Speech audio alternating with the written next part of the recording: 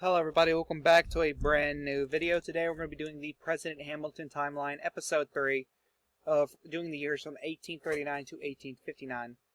Starting off with a banger, 1839, there is nothing noteworthy. 1840, we have only the election to talk about, as Democrat Governor James Polk would defeat Federalist Secretary Henry Clay 188 to 106 to become the 11th president.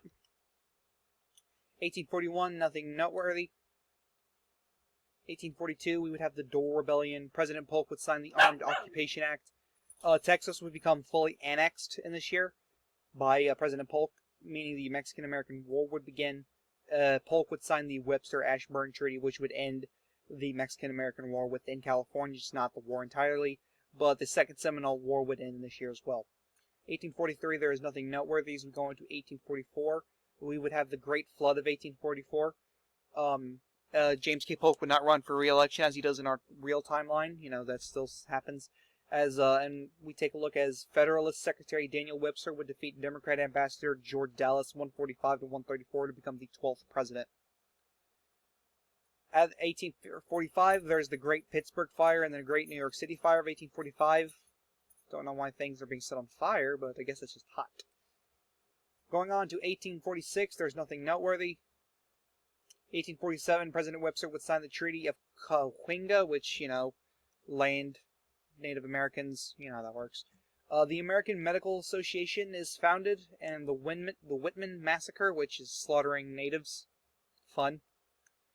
1848, the California Gold Rush would begin, as well as the Mexican-American War ending.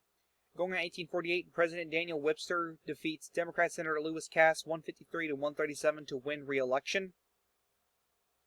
Going on in 1849, President Webster would establish the Department of the Interior, as well as sign the Gold Coinage Act. Going on to 1850, President Webster would sign the Clayton-Bueller Treaty, and he would also veto the Fugitive Slave Act of 1850, but this would later be overridden by Congress.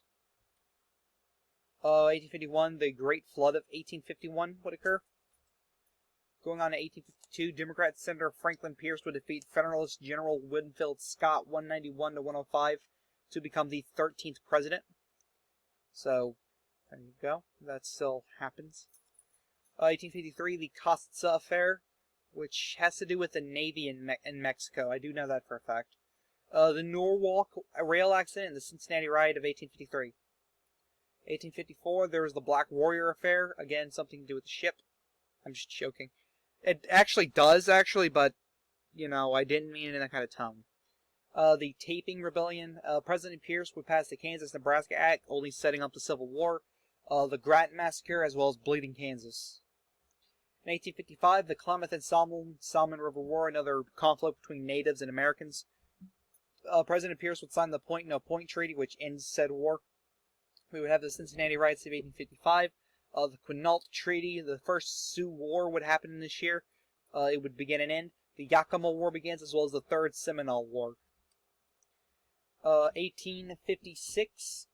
We're almost done with this video. The Great Train Wreck of 1856, as well as the 1856 election, which is split 4 ways. A new political party would rise, the Republican Party, in opposition to the Federalists, these are like the radicals of the Federalist regime who says, yeah, we need to get rid of slavery. But, Millard Fillmore, also being a Federalist, he runs under the Know Nothing Party and splits that vote 3 ways, meaning Democrat Ambassador James Buchanan would defeat Federalist Governor Salmon Chase, Republican Senator John Fremont, and Know Nothing Governor Millard Fillmore, 213 to 41 to 34 to 8 to become the 14th president.